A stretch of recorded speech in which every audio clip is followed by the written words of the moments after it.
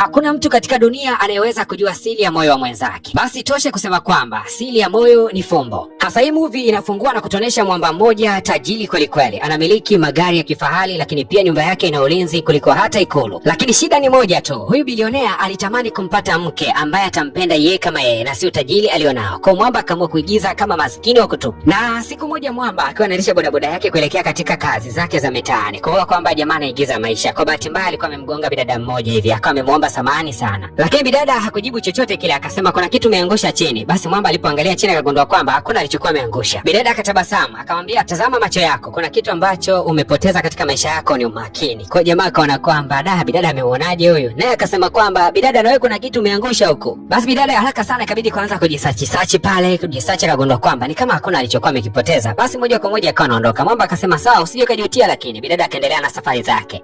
Lakini kama unavyojua watoto wa kimaskini bana, hata kama hujaangusha kitu unahisi kwamba wenda jamaa ameokota kitu. Ikabidi kumrudia Mwamba na kumwambia kuwa ni kitu gani ambacho umekiokota cha kwangu, lakini Mwamba akasema nilikuwa nakutania kama na ulivyokuwa unanitania. Alafu Mwamba akampiga bidada na kakidole katika eneo la paji la uso. Kisa bidada akataka kuanza kumfukuzia Mwamba. Mwamba akawasha bodaboda yake huyo. Hasa Mwamba alikuwa ajui anamfanyia masiala mtu gani. Kumbe bana haka kabidada ni kaafande. Na yule jamaa jina lake anafahamika kama J. Siku ya leo bana akawa amekutana na mmoja kati ya wafanyakazi wake. Hasa akawa anampatia maelekezo namna ya kufanya pale akiwa ofisini. Kumbuka kwamba ni wachache sana wanaojua siri yake kwamba bosi anaigiza kana kwamba ni maskini, kumbe ni bonge la tajiri. Hasa kale kabidada jina lake kanaitwa Bongsan. Katika kituo chake cha polisi kanapofanyia kazi hakajawahi kupandishwa mshahara wala hata kuongezwa cheo. Kwa kipindi cha miaka mitatu kamekuwa ka polisi ambako kana wivu sana. Na mara kadhaa tu kamekuwa kameandika barua nyingi sana na kusema kwamba kanahitaji kupandishwa cheo. Kwa nini kila wakati kanashinda kwenye cheo kile kile, miaka inazidi kwenda? Siku ya leo kalikuwa kameandaa mgomo. Kakachukua kipaza sauti na kuanza kusema nataka kuongea na mkuu wa polisi. Baadaye kiongozi mkuu wa jeshi la polisi pale katika hiyo mitaa akawa amefika katika eneo la tukio na kuhitaji kuongea naye. Akaanza kumuuliza una shida gani? Bidada akasema kwamba kama kuna kosa nimewahi kulifanya hapa kituo cha polisi naomba mniambie. Haiwezekaniki kila wakati mshahara wangu wewe ule na nafsipandi cheo. Mkuu wa kituo akasema kwamba unajua watu wengi wamelalamika sana kuhusiana na utendaji wako wa kazi, lakini pia hata wafanyakazi wenzako wengi tu wanalalamika kwamba utendaji wako wa kazi wewe sio mzuri, kwa hiyo ni ngumu sana kupanda cheo unajua. Kwa hiyo wewe kamanda unasikiliza maneno ya watu ndio unapandisha watu vyeo kweli? Jamani, kweli unaangalia maneno ya watu kweli? Tutafika kweli? Kiongozi wake akaona kwamba huyu atavuka mipaka, akawa amemzuia na kusema kwamba usibishane na mkuu bana. Na huyu captain alipoona kwamba bidada bado anaendelea kubishana, akamlamba bonge la mbata. Bidada alipiga kelele na akaachilia bonge la mtusi mpaka wafanyakazi wengine wote wakawa wameshtuka hapo. Kwa kitendo alichokifanya bidada, mkuu wa polisi akaamuru bidada aende kuchunguzwa katika hospitali ya saikolojia, kisha arudishe ripoti. Je, akili yake iko sawa au haiko sawa? Ikiwezekana aweze kutolewa katika kazi ya polisi. Bidada alipofika hospitalini, huyu daktari wa saikolojia anaona anaongea maluelue tu. Sasa narudi njiani tena kama amekosana na Mwamba akiwa katika bodaboda yake. Akamtazama akampotezea. Lakini pia siku nyingine ikawa imetokea kwamba bidada Bonsang alikuwa ameitwa katika eneo fulani hivi la kitajiri kidogo. Hapa wafanyakazi tu ndo wanashinda katika maeneo haya. Kumbuka kwamba Mwamba Je ni tajiri na kiongozi wa hii kampuni, lakini watu hawamjui kabisa. Hasa kuna mfanyakazi mmoja wa kike alikuwa amesalitiwa na mpenzi wake. Sasa huyu bidada akaanza kulia na kupiga makelele sana. Nini wewe mwanaume umekosa kwangu? Kila unachoniomba nakupatia, hata vingine ni haramu kabisa, lakini mimi bado nakupa, lakini bado tu umenisaliti. Sasa haya maneno ambayo huyu bidada alikuwa akiongea yalikuwa ni maneno ya aibu sana, kwa sababu kwanza alikuwa anataja vitu vya chumbani, alafu pia alikuwa anaweka wazi mambo ambayo hata yakustahili kuyaweka wazi. Sasa Mwamba huyu ambaye ni boyfriend wake akawa amepigia simu polisi na akawa amekuja. Hasa bidada Bonsang kila akijitahidi kumtuliza huyu mwanamke anaendelea kupiga tu makelele, wakati mwingine anamsukuma mpaka bidada Bonsang. Lakini bidada Bonsang kutazama hivi pembeni akagundua kwamba huyu mwanaume ambaye anaongelewa yuko kando hapa. Ila sasa katika kupepesa macho yake mara ya pili, si ndio akagundua kwamba hata yule Mwamba Je ambaye alipishana naye mchana alimpiga na kidole katika eneo la usoni yuko mitaa hii. Akamfuata pale na kumpiga bonge la kaleti kwenye mguu Mwamba mpaka akaanguka. Alafu akamrudia huyu bidada akasema kwamba hebu acha kabisa kuwazingatia wanaume wapumbavu kama huyo mwanaume wako aliyesimama hapo kando. Huyo hana akili timamu. Mwanaume ambaye yuko tayari kukufanyia mambo ya kishenzi namna hiyo, alafu anakusababisha uje kujianika kila kitu ambacho mnafanya chumbani. Pia naye Mwamba Je baada ya kupigwa ile kaleti la mguuni akanyanyuka na kwenda kumshauri huyu mwanamke, akasema kwamba ni muhimu ukajipenda peke yako kuliko kwanza kupendana na wanaume ambao kwanza hawana hela afu hawajitambui, hawana akili timamu. Hapo alipomaliza kumshauri huyu bidada akampiga na kidole vile vile alivyokuwa amempiga bidada Bongsan nyakati zile za mchana wakati wanaagana. Sasa bidada ndo akaanza kukumbuka hii jamaa ina maana kwamba likikupiga hivyo sio kwamba linakuchukia, huwa linapigaga hivyo likisha kushauri jambo. Huyu bidada kuanzia hapo akaamua kuto kumzingatia kabisa huyu jamaa. Alikuwa anahisi kwamba ni adui yake, lakini akaona ni mtu wa kawaida tu. Sasa wakati bidada Bonsang akati anaondoka katika hilo eneo ambalo Mwamba Mwamba anafanyia kazi, akawa anarudisha gari yake nyuma. Kwa bahati mbaya akawa amegusa gari ya Mwamba JH. Ikabidi kushuka kwenda kutazama ni wapi alipokuwa amepagonga. Hasa kwa kuwa wote walikuwa wanarudisha magari yao nyuma na hii imetokea kama ni ajali, ikabidi kuweza kusameana. Ila sasa kumbuka kwamba JH anafanya kazi hapa na kuna bosi wake. Sasa huyu bosi wake alivyoona JH ameweza kusababisha jambo kama hili, akaona kwamba ni uzembe, akawa amemfukuza kazi. Hasa namna walivyokuwa wanafukuzana kazi ilikuwa ni kibabe sana. Jamaa anaambiwa maneno magumu. Na ukumbuke kwamba Mwamba JH ni tajiri, kwa naye akawa anajibu ovyo ovyo tu. Baadaye bana yule bosi wake ambaye ni manager akawa amemsukuma jamaa akaanguka chini. Sasa namna alivyokuwa ameanguka chini, kuna kitu jamaa akawa anakikumbuka cha zamani kidogo.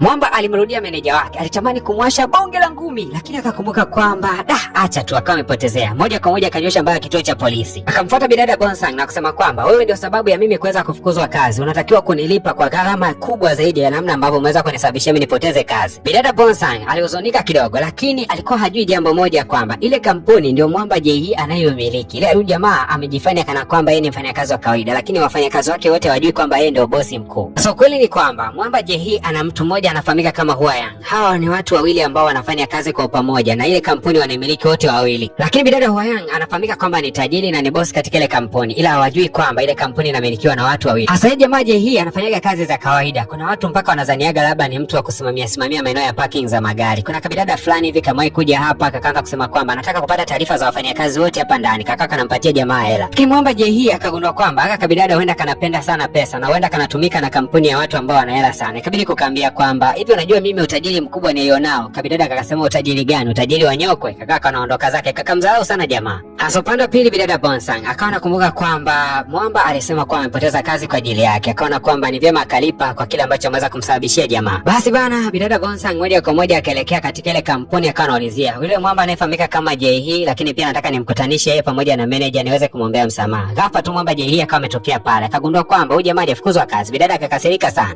Lakini ule wakati umetoka nje, bidada akawa anamwambia kwa unajua kwamba gari yako umeipaki vibaya, inaweza ikachukuliwa na lockdown. Basi Mwamba akasema potezea bana, hamna anaweza kuchukua gari yangu. Kweli kabisa bana, lockdown kama imetimba mitaa hiyo ikaanza kuondoka na gari. Mwamba akaanza kuifukuzia. Hasa hii kitu JH ilimkera sana na akahisi kabisa kwamba bidada Bonsang ndio ameweza kusababisha mambo hayo yote. Katiba kituo cha polisi na kutoa ripoti kwamba anamhisi bidada Bonsang anamfanyia visa vya makusudi kabisa, ikiwemo kisa cha kwanza kwa yeye kufukuzwa kazi na kisa cha pili kusema kwamba gari yake imechukuliwa na lockdown. Anahisi kwamba bidada ndio alikuwa ametoa hayo maelekezo. Hasa bidada ile kusikia Mwamba analalamika juu ya hii issue, alibaki anashangaa, huyu jamaa analalamikia mimi tena. Akawa amemtazama katika mguu na akawa anamkumbusha kwamba nilikupiga katika mguu wako, lakini ndakupiga tena na tena. Na Mwamba JH akaongezea kwa kusema kwamba inaonekana wewe mwanamke una matatizo ya akili ama kuna shida kidogo katika saikolojia. Sasa kumbuka kwamba hapa kituo cha polisi kila wakati wanamwambiaga bidada kwamba huenda ana shida kidogo katika saikolojia yake.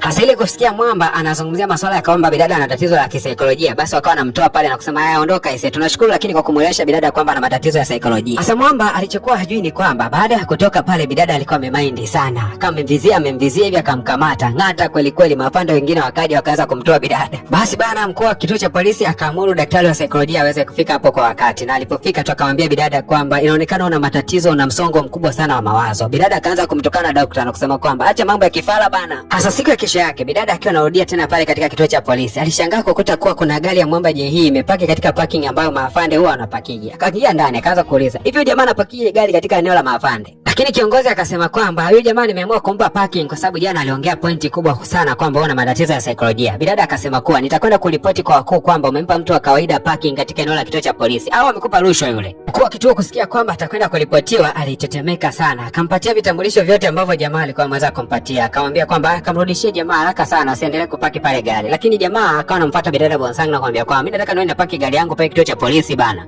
Kuna watu wana masiala, wamekosa maeneo yote ya kupaki magari yao, wanataka waga napaki katika vituo vya polisi. Sasa kazidi kumshawishi bidada, anamnunulia vyakula na kumwambia kwamba nataka niwe napaki pale gari katika eneo la kituo cha polisi. Tafadhali sana nikubalieni basi. Sasa bidada baada ya kumsikiliza Mwamba ambaye alikuwa anaongea kila wakati pasipo hata kuweka kituo, akaamua kujifanya kana kwamba amemkubalia. Kisha Mwamba akawa ametoa mkono wake akampiga pingu na moja kwa moja akamfungia katika kiti. Kisha bidada akaendelea kula pale kwa amani. Dakika za mwisho baada ya bidada kujipatia msosi, si akawa anaondoka na tena akamwacha Mwamba vile vile akiwa amemfungia kwenye kiti. Huwezi kuamini, Mwamba aliondoka akiwa mbebea kiti mkononi pake mpaka kazini kwake. Alipofika katika eneo lake la ofisi, ikabidi kuanza kuwauliza sasa wafanyakazi wenzake. Mfanyakazi mmoja anayefahamika kama Malo akaanza kumwambia kwamba hivi mwanangu, inawezekanaje mtu akawa na msongo wa mawazo? Anakwaje kwaje? Akasema anakupa mkimya aongei. Basi bidada Bonsang kujigundua kwamba yeye ni muongeaji, akajua hizo kwamba yeye hana msongo wa mawazo. Akasema si umeona sasa, mimi sina msongo wa mawazo. Ile time wanarudi ofisini kwao, wanakuja kushtuka kwamba mwamba amekaa nje pale anasubiria na kiti chake mkononi. Akamsihi sana bidada amfungulie. Basi bidada akawa amemfungulia na kumwambia kwamba siku nyingine usinisumbue hata kidogo. Bidada ana furaha kweli kweli baada ya kugundua kwamba eti yeye hana msongo wa mawazo kwa sababu yeye sio mtulivu sana. Sasa kila kizungumza na wenzake anashtuka kwamba ni kama vile marafiki zake wanamkataa hivi. Ikabidi tu kwenda kumrudia daktari na kumwambia kwamba na umejuaje kwamba mimi nina msongo wa mawazo? Kuna shida gani uliyoweza kuigundua? Lakini mwamba daktari akasema kwamba mimi nimegundua kabisa kwamba wewe una viashiria vyote ya kwamba ni mtu mwenye msongo mzito sana wa mawazo. Lakini bidada akakataa, akasema hivi afu wewe ni daktari kweli? Hebu niambie. Lakini mwamba akawa ametoa vyeti vyake vyote na kuonesha namna ambavyo ameweza kuhitimu katika vyuo vikubwa. Sasa bidada haelewi mambo yanavyozidi kwenda. Ikabidi kuingia online kuanza kufanya uchunguzi. Ni kwa nini yeye anasema kwamba ana msongo wa mawazo? Na ni kwa nini ana msongo wa mawazo? Msongo wa mawazo wa nini huo? Bidada akaamua kuingia online, fanya sana uchunguzi, anza kuchunguza pale kugundua namna ya msongo wa mawazo ulivyo. Sasa akakaa sana ofisini mpaka nyakati za usiku. Mwamba Jesheni akawa amefika katika lile eneo kwenda kupaki gari. Si unajua tena kaka yetu gari yake anapaki kituo cha polisi. Sasa amefika anamkuta bidada yuko nje ya kituo cha polisi kalala sana. Piga honi kama zote, mmulika na mwanga, lakini bidada yuko hoi, yani fofofo kabisa.